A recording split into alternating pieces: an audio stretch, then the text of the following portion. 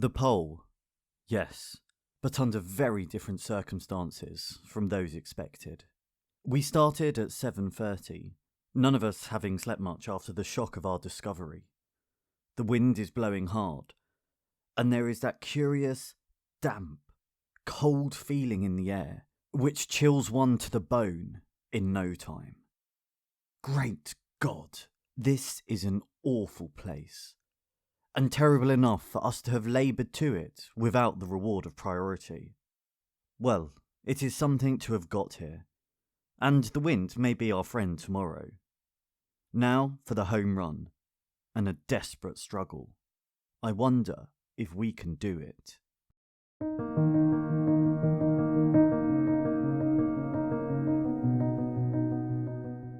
Things beginning to look a little serious.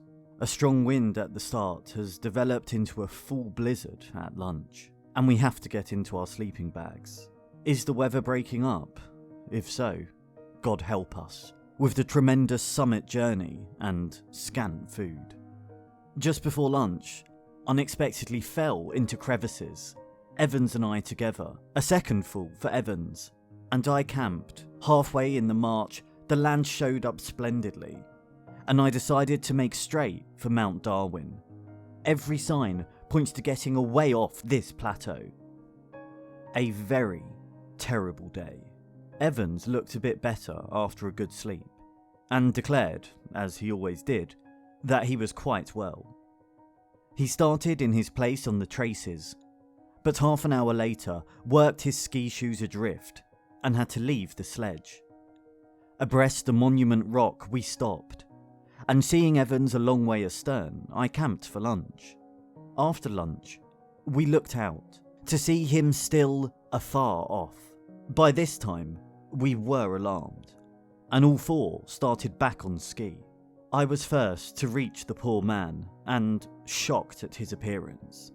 He was on his knees with clothing disarranged, hands uncovered and frostbitten, and a wild look in his eyes. Asked what was the matter, he replied with a slow speech that he didn't know, but thought that he must have fainted.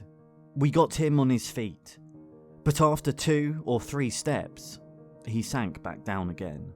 Wilson, Bowers and I went back for the sledge, whilst Oates remained with him. When we returned, he was practically unconscious, and when we got him into the tent, quite comatose.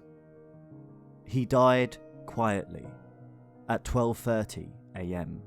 It is a terrible thing to lose a companion in this way. Thermometer went below -40 Fahrenheit last night. It was desperately cold for us, but we had a fair night. The sun shines brightly, but there is little warmth in it. There is no doubt that the middle of the barrier is a pretty awful locality.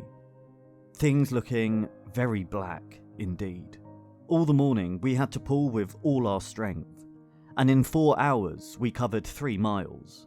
We are about 42 miles from the next depot and have a week's food, but only about 3 to 4 days' fuel.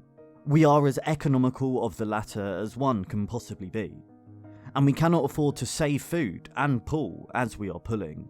I don't know what I would do if Wilson and Bowers weren't so determinedly cheerful over things. At night, Oates was worse, and we knew the end had come. He slept through the night before last, hoping not to wake. But he woke in the morning, yesterday. It was blowing a blizzard. He said, "I'm just going outside, and maybe some time." He went out into the blizzard, and we have not seen him since. We knew that poor Oates was walking to his death. But though we tried to dissuade him, we knew it was the act of a brave man and an English gentleman. We all hope to meet the end with a similar spirit, and assuredly, the end is not far. We are cold on the march now, and at all times except meals.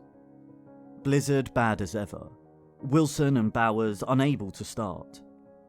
Have decided it shall be natural. We shall march for the depot, with or without our effects. and die in our tracks. Every day we have been ready to start for our depot 11 miles away, but outside the door of the tent, it remains a scene of a whirling drift.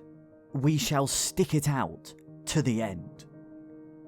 But we are getting weaker, of course, and the end cannot be far. It seems a pity, but I do not think I can write more. R. Scott. For God's sake, look after our people.